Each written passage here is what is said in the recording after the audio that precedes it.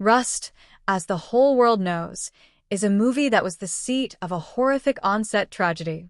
During the shooting of a scene at the Bonanza Creek Ranch in Santa Fe, New Mexico, Alec Baldwin, who is the film's star and one of its producers, discharged a gun that was being used as a prop and that somehow contained live rounds. After all the recriminations and indictments and lawyers and trials and global media scrutiny, it has never been remotely determined how those rounds found their way onto the set or into the chamber of that gun.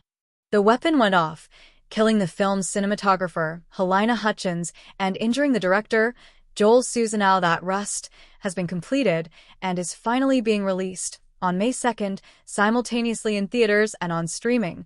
This terrible event regrettably, but inevitably places Rust on that small but dicey roster of films that become famous because someone got violently killed in the process of making them. Is it part of the tainted karma of this category that the films themselves end up struggling to justify their existence? Vic Morrow was beheaded by a helicopter blade during the shooting of the John Landis episode of Twilight Zone, the movie, 1983, and that episode was easily the film's worst. Brendan Lee was killed by a gunshot during the filming of The Crow, 1994, and since his character, a rock and roller who is murdered and resurrected, presided over the movie like a ghost, the slipshod slovenliness of The Crow only seemed to heighten the senselessness of Lee's death. Rust is a better movie than either of those. It's a handsome and watchable indie art western, set in 1882, that turns into a sentimental cross-generational buddy film. Yet I can't say that the movie, in the end, is especially good. It's got a bare-bones plot. It lopes along more than it takes wing, and for no good reason it's 2 hours and 19 minutes long. Baldwin, playing a grizzled criminal gunslinger who is also a caring grandpa, does his best to lend the film a menacing movie star charisma. But as much as I'm a fan of Baldwin as an actor, he doesn't fit smoothly into the period setting. Despite his repeated use of ain't, he comes off as an anachronism, a contempo middle-class actor with a voice that seems too light and high, something I've never thought about him before, impersonating the sort of reticent man of few words that Kevin Costner can play in his sleep.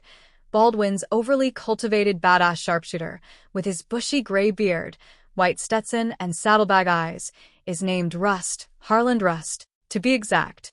He shows up to rescue his grandson, 13-year-old Lucas Hollister, Patrick Scott McDermott, who in the first part of the film is living on a farm in Wyoming Territory with his younger brother, Jacob Easton Malcolm.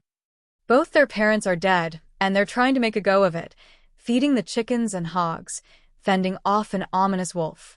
But a hostile encounter in the town's general store reveals Lucas to be a kid who will lash out when challenged. He breaks another kid's arm, and when that kid's varmint of a father shows up, demanding that Lucas pay his debt by going to work for him, Lucas takes matters into his own hands. He kills the father dead. He is soon arrested and sentenced to be hanged, which seems a jarringly extreme penalty for someone his age, even in the waning days of the Wild West. And that appears to be his fate until Rust, his mother's father, enter the picture.